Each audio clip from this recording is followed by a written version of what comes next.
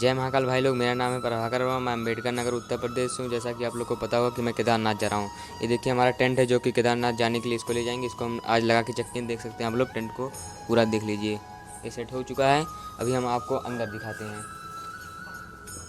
ये देखो भाई, अंदर का स्पेस है। 2 3 4 लोग इसमें बड़े आराम से आ सकते हैं। 4 लोग बड़े आराम से इसमें सो सकते हैं, बैठ सकते हैं।